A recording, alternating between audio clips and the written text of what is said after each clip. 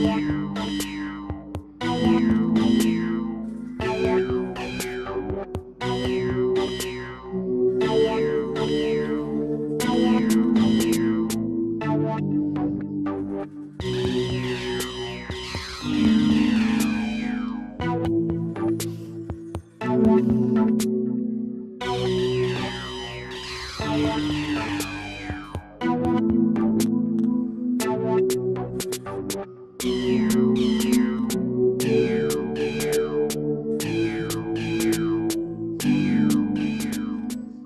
guys, welcome to Maximo's Mind of God.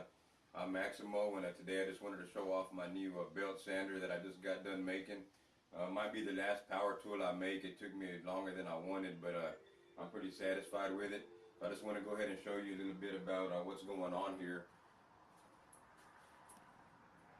So what I did is to start off with, I used a motor, which you can see down here, and it's actually the motor from a circular saw, the kind they use, you hold it with a handle and you can cut through plywood or whatever.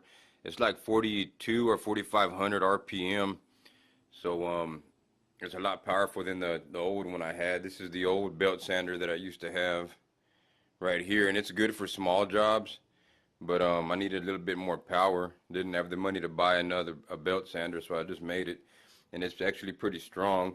So what I did is I went ahead and opened this up, and I removed the switch connection and straight wired it through, and then I went ahead and built my own power junction right here, so that my switch is now controlled down here. And of course I just ran the wire so I can plug it in down there. And so basically this is mounted up here to this box, and that is, if you come over this way, this is the little table I have here. And this actually leans back, and so what we'll do is we'll come look over here, and if you can see in here, basically I just ran a 3/8 bolt all the way through this piece right here. This is PVC, and the 3/8 bolt goes right into the saw right here, and I just have two nuts that I tighten this together with. There's one right here on this side, and then there's one on this side, and they just kind of compress it and hold it together. And then I have put a little a layer of a gasket kind of material around the PVC to grab the belt. And this right here, of course, is a 24-inch belt length, but I can go all the way up to like 36 by adjusting these arms. And then I made my own bearings under here. They're little plastic bearings that swivel around another 3/8 bolt right over here. And this table, of course, will move back and forth out of my way. That's a steel top. And then just for kicks, what I did is I went ahead and at the end of the 3/8 bolt, I mounted my own little disc, so I can also use sander on that disc sander. So that's what that is. I'm missing a piece because I have to get used to using a disc sander again, and I tore a piece off of it. But anyway, the way this thing works right here is this actually moves back and forth. It has a hinge right here, and so this is only held together by rubber.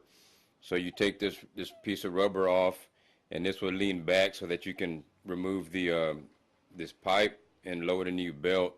Of course, you also have to slip it down through here. And we follow our way up here.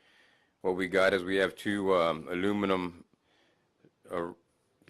pieces of steel here, or pieces of aluminum here, with this hole cut in the middle of it, this groove, and that allows me to slide this up and down, so that I can adjust my belt length. And that's just held together by some 3/8 bolts up here. This one actually has a spring on it to aid in the vibration, and then this one is just a solid nut right there. Then, of course, if you go a little higher up here, there's a block of wood that holds these two pieces up together here. And the purpose of that, let's go on this side. The purpose of this block of wood in here is there's actually a bolt running through it, and it's grabbed on the bottom with two little pins on either side. And this is a spring adjustment on top. So after I get my belt as tight as I want it, I can further kind of snug it a little bit more by twisting this wing nut up here and kind of lifting it up just a little bit or lowering it down. That's also spring assisted. And I also have some spring adjustments right here on the side. And what these are for is if this is out of level, I can tighten these down or loosen them up, and they're also spring assisted, so they'll move the the bearings this way, by lifting up this 3/8. And there's also wheelbarrow style arm down here. Sorry for all the movement.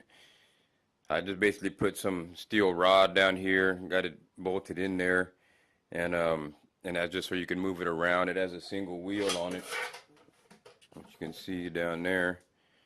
So there's a single, kind of like a wheelbarrow style. Made me a little side box down here, and that's pretty much it, man. I mean, it has vibration, pads between the two, between the platform and the table down there. Then I just threw on a nice little coat of paint there, and I'm good to go. So it's not perfect, but it does the job, and we'll go ahead and do a demonstration for you so y'all can see how this thing works. Alrighty, so let's see how this thing works in the practice. I have this little hatchet head that I'm working on, and we'll go ahead and do a little bit of sanding on that and see how it goes. Put on the safety gear here.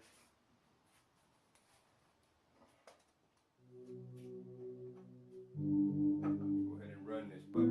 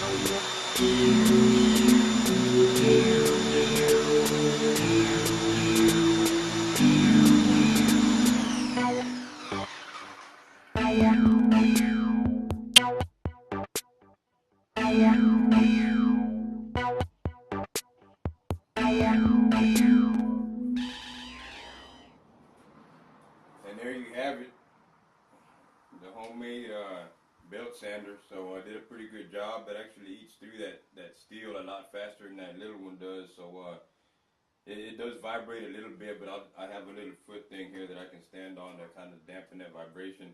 But I just wanted to let you see that. I'm kind of proud of myself, and I guess we got to get back to work. So thanks for watching. Bye.